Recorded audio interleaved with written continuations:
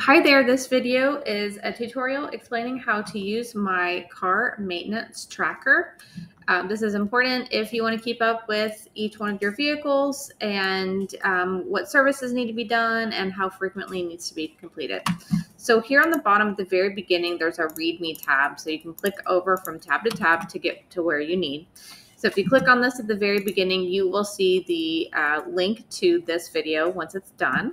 Then you can watch it and I'll tell you how to use the sheet.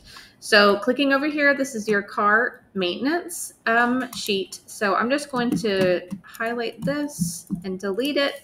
So just highlight the whole thing and delete. And you can also, there's a little dot here, and you can just drag it all down and it can be zeroed out. So that way you can start from scratch.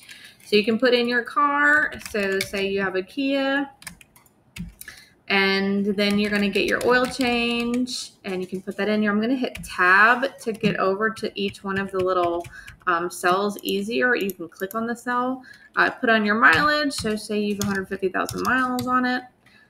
Frequency, I don't know, 15,000 miles. Next due date, so say it's going to be coming up at the end of the month. The next mileage, say that it needs to be 155. And then this would be like you completed it, the last time you completed it was, the May 13th. And then this is the place where you can put the name of your oil change place. So this is the dealership, their phone number. So dealership.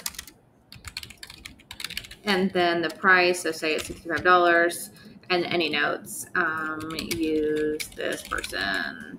Okay, so that's basically how this sheet works. If you want to duplicate this sheet, you can do the drop-down box and you can hit duplicate. So you can have one if you needed to duplicate that. Also, if you wanted to print this out, you just go File, Print, and then Current Sheet, Fit to Width, Landscape, hit Next, and you can print it out. So that's essentially how that works. If you have any other questions, let me know, and good luck taking care of your car. Thank you so much and have a good day.